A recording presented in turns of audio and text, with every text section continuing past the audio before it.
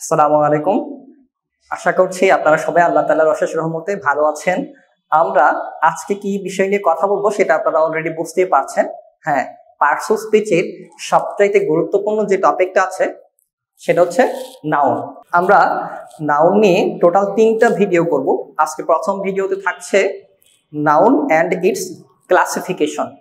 তারপর সেকেন্ড ভিডিওতে থাকছে countable and uncountable noun. Third ভিডিওতে থাকছে আইডেন্টিফিকেশন অফ নাউন। তাহলে আমরা শুরু করছি।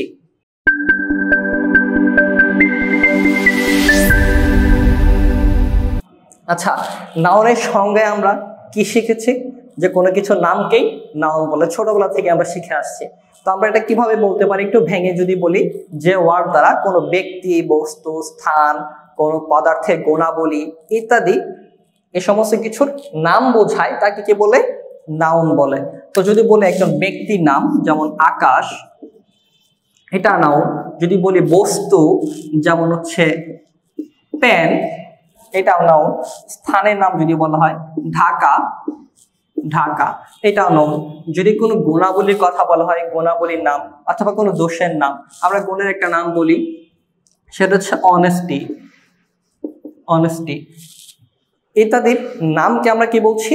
নাউন। আচ্ছা, নাউন চেনার জন্য আমরা কিছু সাফিক্সের সাহায্য নিতে পারি। কিছু কিছু সাফিক্স শব্দের শেষে যুক্ত হয়ে নাউন তৈরি করে শব্দগুলোকে। যেমন TION, SION শন, তারপর হচ্ছে মেন্ট, তারপর হচ্ছে হুড, তারপর হচ্ছে উড, তারপর হচ্ছে ISM, IST, YTY, ANCE, ENCE, AL ইত্যাদি ইত্যাদি সাফিক্সগুলো শব্দের শেষে যুক্ত হয়ে সেগুলা নাউন তৈরি করে। যেমন আমরা যদি বলি TION শন দিয়ে কি হয়? Accommodation, accommodation. যদি বলে SION শন হচ্ছে অকেশন, অকেশন। ঠিক এমনি ম্যান যদি বলে অ্যাচিভমেন্ট, তারপর হচ্ছে চাইল্ডহুড, তারপর হচ্ছে আমাদের আরো সবচেয়ে অন্যান্য শব্দ অনেক কিছু থাকে পেছনে। আমাদের ইম্পর্টেন্ট একটা সাফিক্স হচ্ছে ইম্পর্টেন্ট AL। নর্মালি আমরা জানি নাউনের শেষে AL হয় না, কিন্তু কিছু ব্যতিক্রম শব্দ আছে। যেমন প্রপোজাল, রিফিউজাল, সার্ভাইভাল, এরকম কিছু শব্দ কিন্তু আমরা দেখি শেষে AL যুক্ত থাকে। তাহলে এগুলো হচ্ছে খুবই কমন এবং খুবই ইম্পর্টেন্ট কিছু সাফিক্স, যেগুলো শব্দের শেষে যুক্ত হয়ে নাউন হিসেবে তৈরি হয়। আচ্ছা, এখন আমরা আসি নাউনের ক্লাসিফিকেশনে। আগে বলে নিচ্ছি, ক্লাসিফিকেশনটা আমরা দুইবার আলোচনা করব। প্রথমবার প্রাথমিক কিছু আলোচনা করব, প্রাথমিকভাবে ক্লাসিফিকেশন আলোচনা করব। তারপর যেগুলো একটু অ্যাডভান্স লেভেলে প্রশ্ন আসে ক্লাসিফিকেশন থেকে সেটা আলোচনা করব। তাহলে আমরা ক্লাসিফিকেশনে চলে যাচ্ছি। যদি বলা হয় নাউনকে প্রধানত কয় ভাগে ভাগ করা যায়? নাউন প্রধানত দুই প্রকার, একটা হচ্ছে কনক্রিট নাউন আর একটা হচ্ছে অ্যাবস্ট্রাক্ট নাউন। যে সমস্ত নাউনগুলোকে দেখা যায়, ধরা যায়, ছোঁয়া যায়, অর্থাৎ যেগুলো বাহ্যিকতা রয়েছে সেগুলো হচ্ছে কনক্রিট নাউন। আর যে সমস্ত নাউনগুলো বাহ্যিকতা নেই, অর্থাৎ ধরা যায় না, ছোঁয়া যায় না, কিন্তু ফিল করা যায় বা অনুভব করা যায়, সেই নাউনগুলোকে আমরা কি বলি? সেগুলোকে বলি আমরা অ্যাবস্ট্রাক্ট নাউন। তাহলে আবার এই কনক্রিট নাউনকে 4 ভাগে ভাগ করা যায়। কি কি? প্রথমত হচ্ছে আমরা আমাদের সুবিধা মতো, শেখার সুবিধা মতো আমরা ক্লাসিফিকেশনটা আলোচনা করছি। Common noun, common noun. 2 নম্বরে আমরা বলছি প্রপার নাউন। 3 নম্বরে আমরা বলছি কালেকটিভ নাউন, কালেকটিভ। আর 4 নম্বর হচ্ছে ম্যাটেরিয়াল নাউন। Material noun. আর এটাকে আমরা 5 নম্বর ধরে নিচ্ছি। এখন পরীক্ষা যদি প্রশ্ন আসে যে নাউন কত প্রকার, তখন কিন্তু আমরা ঠিক উত্তর করব নাউন 5 প্রকার। কিন্তু যদি আসে প্রধানত নাউন কত প্রকার, তখন আমরা উত্তর করতে পারি 2 প্রকার, একটা হচ্ছে কনক্রিট আর একটা হচ্ছে অ্যাবস্ট্রাক্ট। নইলে যদি প্রশ্ন আসে স্বাভাবিকভাবে নাউন কত প্রকার, তখন উত্তর করব 5 প্রকার। আচ্ছা, এখন আসি কমন নাউনটা কি। যে নাউন দ্বারা কোনো গোত্র বা কোনো শ্রেণীর সাধারণ একটা নাম বোঝায় সেটা হচ্ছে কমন নাউন। যেমন আমাদের সকল ছেলেদেরকে আমরা বয় বলি, বয়। এটা যে কোনো ব্যক্তি অথবা বস্তু অথবা কোনো একটা গোত্র অথবা যে কোনো ধরনের একটা শ্রেণীর সাধারণ একটা নাম, সেটাকে কমন নাউন বলছি। যেমন আমরা সকল ছেলেদেরকে বলি বয়, তো আমরা এখানে বয়টা হচ্ছে কমন নাউন। সকল শহরকে আমরা কি বলছি, শহরগুলোকে আমরা বলতে পারছি সিটি, এটা হচ্ছে কমন নাউন। যত নদী আছে সমস্ত নদীকে আমরা বোঝার জন্য আমরা বলি রিভার। তাহলে এগুলো হচ্ছে কমন নাউন, অর্থাৎ সাধারণ একটা নাম, কোনো গোত্র বা কোনো গোত্র অথবা কোনো একটা শ্রেণীর সাধারণ একটা নামকে কমন নাউন বলছে। আমরা আগে বলছি অ্যাডভান্স লেভেলের আলোচনা একটু পরেই আমরা করব, সেজন্য শেষ পর্যন্ত ভিডিওটি দেখতে হবে। আর প্রপার নাউনটা কি তাহলে? যদি প্রপারলি অর্থাৎ একেবারে নির্দিষ্ট করে কোনো ব্যক্তি অথবা বস্তুকে বোঝায়, তখন সেটাকে আমরা বলবো প্রপার নাউন।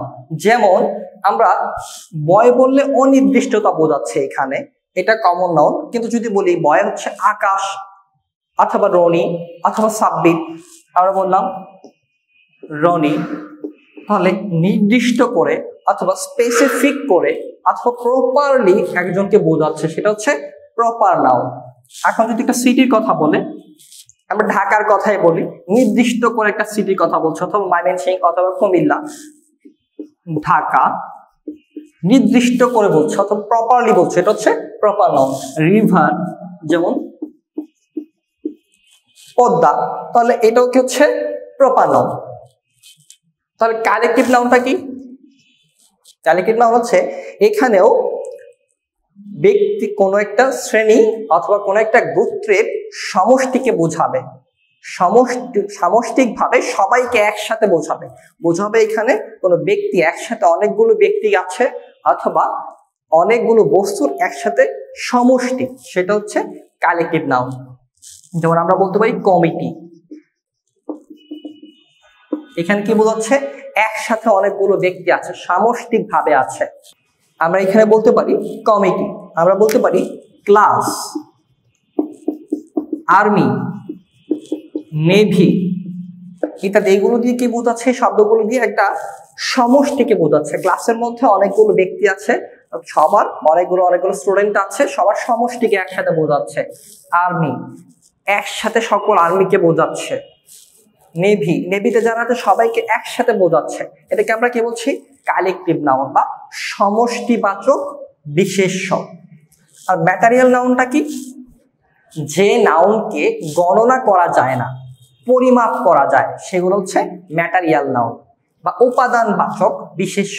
যেমন আমরা যদি বলি, আমরা বললাম যে ওয়াটারকে আমরা গণনা করতে পারি, পানি কি কখনো গণনা করা যায়? পরিমাপ করা যায়। আচ্ছা, তারপর যদি আমরা বলি গোল্ড, সিলভার ইত্যাদি আমরা কখনো গণনা করতে পারি না, কিন্তু পরিমাপ করতে পারি। সুগার, তাই এগুলোকে আমরা কি বলছি? এগুলো হচ্ছে ম্যাটেরিয়াল নাউন।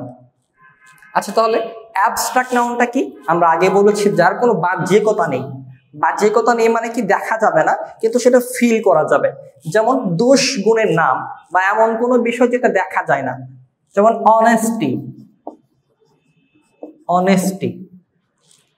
কি দেখা যায়? না, দেখা যায় না, আমরা এটা ফিল করতে পারি। তারপর হচ্ছে আমরা যদি বলি ফরগিভনেস,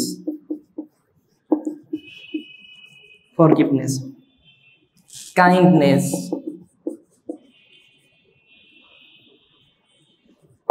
ইত্যাদি দোষগুণ, এই বিষয়গুলো আমরা ফিল করতে পারি, আর সেগুলোকে আমরা কি বলছি?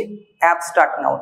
আমরা সেকেন্ড ভিডিওতে আমরা যদিও কাউন্টেবল আনকাউন্টেবল নিয়ে আমরা কথা বলবো, তারপরও আমরা একটু কথা বলে নিচ্ছি এটা নিয়ে, যে প্রথম যে তিনটা নাউন আমরা পড়েছি কমন, প্রপার, কালেকটিভ, এগুলো হচ্ছে কাউন্টেবল।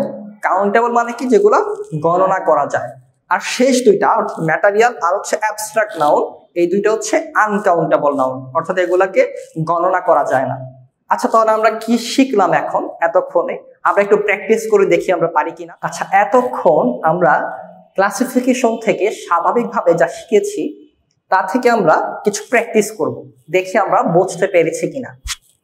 আচ্ছা, what kind of noun is cattle? Cattle অর্থ কি?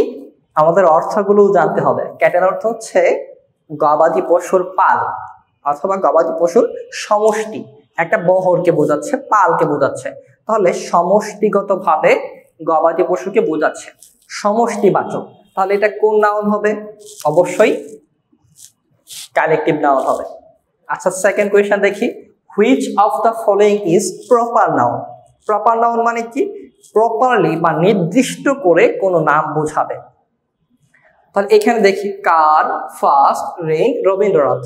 আমরা অপশনগুলো আগে দেখব, তারপর চিন্তা করব। তো এখন দেখার সাথে সাথে, চারটা অপশন দেখার সাথে সাথে আমাদের মাথায় কি আসছে? কোনটা হতে পারে? অবশ্যই রবীন্দ্রনাথ।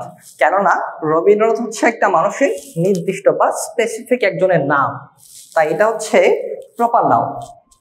এখন আমরা দেখি থার্ড কোয়েশ্চনে কি বলছে, find out the common noun. Common noun আমরা কি বলেছিলাম? কমন নাউনের সংজ্ঞা কি বলেছিলাম? কোন গোত্র বা শ্রেণীর সাধারণ একটি নাম বোঝাবে, কিন্তু অনির্দিষ্ট করে বোঝাবে। নির্দিষ্ট করে বোঝাবে না, অনির্দিষ্ট করে বোঝাবে। তাহলে নিচের কোনটা কমন নাউন হতে পারে? Flock, herd, city, Dhaka. তাহলে এখানে ফ্লক আর হার্ড এই দুইটা হচ্ছে কালেকটিভ নাউন। তাহলে এগুলো তো আসছে না আমাদের উত্তরে। তারপর কি থাকে? সিটি এবং ঢাকা। ঢাকা তো হচ্ছে প্রপার নাউন, প্রপারলি একটা সিটির কথা বলছে। তাহলে বাকি থাকে হচ্ছে সিটি। সিটি দিয়ে কি বোঝাচ্ছে? অনির্দিষ্ট করে সিটিগুলাকে বা শহরগুলাকে বোঝাচ্ছে, তাই উত্তর হচ্ছে সিটি। এটাই হচ্ছে কমন নাউন। তারপর 4 নম্বর প্রশ্ন কি বলছে, you must watch the fleet. Here fleet is, ফ্লিটটা কি হবে? ফ্লিট শব্দের অর্থ জানতে হবে। ফ্লিট অর্থ হচ্ছে বহর বা গোত্র বা দল। আচ্ছা, তাহলে ফ্লিটটা কি হবে? কালেকটিভ নাউন, কারণ একসাথে অনেককে বোঝাচ্ছে, তাই এটা হচ্ছে কালেকটিভ নাউন। আশা করছি আমরা প্রাথমিকভাবে নাউনের ক্লাসিফিকেশনটা বুঝতে পেরেছি। এখন আমরা একটু অ্যাডভান্স লেভেলে কথাবার্তা বলবো। আমরা আগেই বলেছিলাম যে আমরা একটু পরে ক্লাসিফিকেশনের মধ্যে একটু অ্যাডভান্স কথাবার্তা বলবো, অ্যাডভান্স লেভেলের কথা বলবো। তাহলে আমরা দেখি আবার ক্লাসিফিকেশনটা উদাহরণের সাথে। আর আপনাদের সময় বাঁচানোর জন্য আমি বেশ কিছু টপিক লিখে রেখেছি, সেগুলো ব্যাখ্যা করছি। আচ্ছা, কমন নাউন। কমন নাউনের পূর্বে অবশ্যই আর্টিকেল বসবে, এ অথবা এন বসবে, অথবা শেষে অবশ্যই প্লুরাল হবে। এর মধ্যে যে কোনো একটি হবে। যেমন আমরা বলছি যে, যদি বলি এ বয় ইজ প্লেইং, তাহলে এইখানে বয়টা হচ্ছে কমন নাউন। আমরা কি দেখতে পাচ্ছি? বয়ের পূর্বে এ বসেছে। আচ্ছা, এছাড়া আমরা কিভাবে বলতে পারি এটা? এছাড়া আমরা বলতে পারি বয়েজ আর প্লেইং, এটা বলতে পারি। তাহলে আমরা কি বলছি? যে কমন নাউনের পূর্বে আর্টিকেল এ অথবা এন বসতে পারে, অথবা শেষে প্লুরাল হবে। আর কমন নাউনে অনির্দিষ্ট করে বোঝায়। এখানে বয়, কোন বয় সেটাকে বলা হচ্ছে না। কমন নাউনে কি বোঝাচ্ছে? অনির্দিষ্ট করে একটা শ্রেণী বা গোত্রের নামকে বোঝাচ্ছে। তাহলে আমরা কমন নাউন সম্পর্কে কি জানলাম? আমরা জানলাম যে এর পূর্বে আর্টিকেল বসবে অথবা প্লুরাল হবে শেষে, আর কমন নাউন দিয়ে অনির্দিষ্ট করে বোঝায়, অনির্দিষ্টতা অর্থে। বয় অনির্দিষ্টতা। আচ্ছা, কোন বয় সেটা বলছে না, তাহলে আমরা কমনটা আপাতত মুছে ফেলছি। আচ্ছা, এখন আসি আমরা প্রপার নাউনে।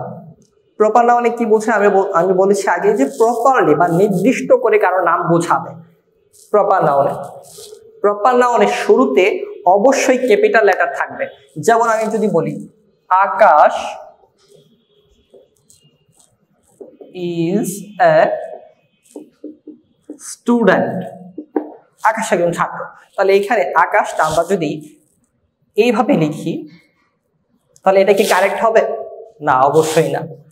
তাই আমরা কি বলছি যে প্রপার নাউনের শুরুতে অবশ্যই আমাদের প্রথম যে অক্ষরটা থাকবে বা লেটারটা থাকবে সেটা ক্যাপিটাল লেটার হবে। এটা হচ্ছে একটা কথা। আরেকটা কথা হচ্ছে এর পূর্বে দি বসবেই না, দি কখনোই বসতে পারবে না। যেমন আমরা যদি বলি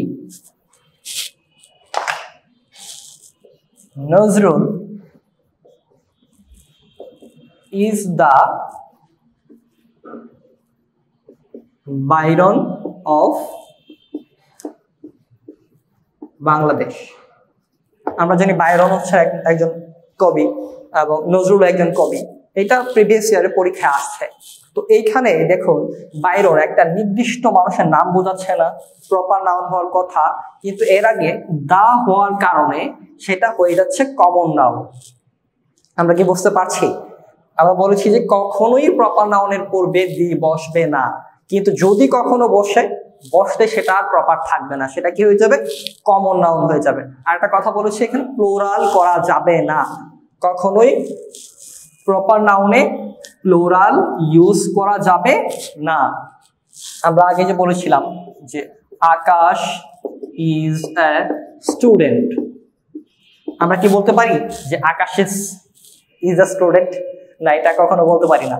তাই আমরা কি দেখলাম তাহলে প্রপার নাউনে শুরুটা হবে ক্যাপিটাল লেটার দিয়ে, এর পূর্বে কখনোই দি বসবে না, আর এটা প্লুরাল হতে পারে না। আচ্ছা, এখন আসি আমরা কালেকটিভ নাউনের মধ্যে। কালেকটিভ কি বলছে? আমরা বলছি যে এটা দ্বারা সমষ্টি বোঝাবে, একসাথে সমষ্টি বোঝাবে, কিন্তু এর সাথে এস বা ইএস যুক্ত হবে না। আমরা এর আগে বলেছি আর্মি, নেভি, পুলিশ, তারপর হচ্ছে committee,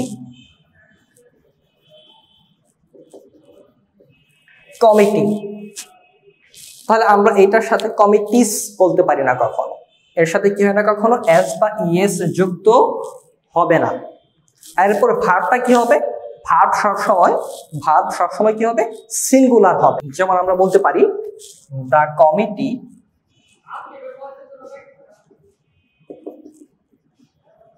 committee has reached in a decision।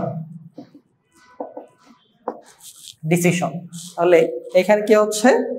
এরপর ভার্বটা সিঙ্গুলার হচ্ছে, কিন্তু ব্যতিক্রম একটা ব্যাপার আছে। ব্যতিক্রম ব্যাপারটা কি?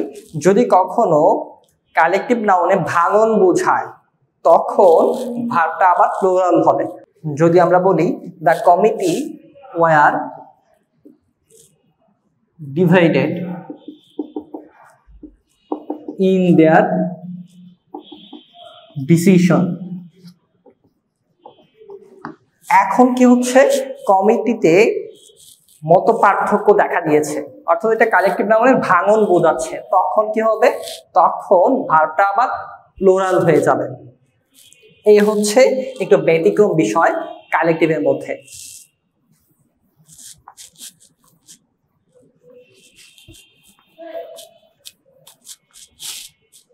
আচ্ছা, ম্যাটেরিয়াল নাউন আমরা কি বলেছি? উপাদানবাচক বিশেষ্য। যেমন উপাদান আমরা কি বলতে পারি? যে গোল্ড, এটা হচ্ছে একটা ম্যাটেরিয়াল নাউন। কিন্তু যদি কখনো এই উপাদান থেকে কোনো কিছু উৎপন্ন হয় তখন সেটাকে আমরা আবার কমন নাউন বলবো। যেমন গোল্ড থেকে কি তৈরি হয়? গোল্ড থেকে রিং তৈরি হয়, তখন উৎপন্ন হচ্ছে, এটাকে আমরা কি বলবো? সেটা আবার হবে কমন নাউন। আচ্ছা, এর পূর্বে দি বসলে কমন হয়ে যাবে কিভাবে? যদি আমরা বলি the gold of south Africa, আচ্ছা আমরা সংক্ষেপে লিখি একটু, the gold of south Africa is pure.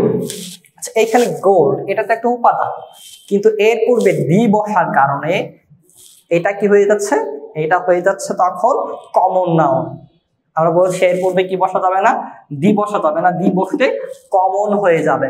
তাহলে এইটাই হচ্ছে ম্যাটেরিয়ালের একটু প্যাচ থাকে এই জায়গায়। আর আমরা এখন চলে যাচ্ছি অ্যাবস্ট্রাক্ট নাউনের মধ্যে।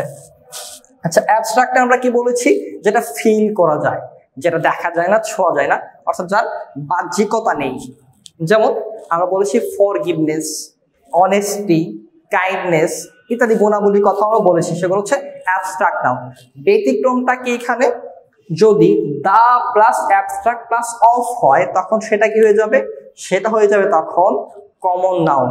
যদি বলি দা honesty of Sabir is praiseworthy, সাব্বিরের সততা প্রশংসনীয়। আচ্ছা এখানে আমরা কি বললাম, অনেস্টি এটা কিন্তু অ্যাবস্ট্রাক্ট নাউন, গুণাবলী, কিন্তু এর আগে আমরা কি করেছি, the plus abstract plus of, তখন সেটা কি হবে, অবশ্যই সেটা কমন নাউন হবে। তাহলে এখানে অনেস্টিটা হচ্ছে কমন নাউন। আরেকটা ব্যতিক্রম ব্যাপার আছে, সেটা হচ্ছে যদি কখনো the plus common noun plus in হয় তখন সেটা হয়ে যাবে আবার অ্যাবস্ট্রাক্ট নাউন। সেটা কিভাবে, সেটা আমরা একটা উদাহরণ দিচ্ছি। আমরা যে উদাহরণগুলো দিচ্ছি সেগুলো আপনি মনে রাখবেন, মুখস্থ করে রাখবেন, তাহলে আপনার জব প্রিপারেশন বলেন, তারপর হচ্ছে আপনার অ্যাডমিশন টেস্ট বলেন, সব ক্ষেত্রে আপনি ভালো উত্তর করতে পারবেন। আমরা যদি বলি the mother rose in her, তার মধ্যে মাতৃত্ব বোধ জেগে উঠলো বা জেগে উঠেছিল। তো এখানে কি হচ্ছে, the plus common plus in, আমরা কি বলেছি সেটা হবে অ্যাবস্ট্রাক্ট। দা প্লাস মাদারটা কি, সকল মাকে বোঝাচ্ছে অনির্দিষ্ট করে, একটা গোত্র বা শ্রেণীকে বোঝাচ্ছে অনির্দিষ্ট করে। নর্মালি মাদারটা হচ্ছে কমন নাউন, কিন্তু এখন দা মাদার রোজ ইন হার, তো এখানে the plus common plus in সমান সমান কি হবে, এটা অ্যাবস্ট্রাক্ট নাউন। এইটাই ছিল আজকের মতো আমাদের নাউন আর এর ক্লাসিফিকেশন নিয়ে আলোচনা। আমাদের নেক্সট ভিডিওতে কাউন্টেবল এবং আনকাউন্টেবল নাউন নিয়ে আমরা কথা বলবো। আমাদের সবগুলো ভিডিও দেখুন, আমাদের সাথে থাকুন। আল্লাহ হাফেজ।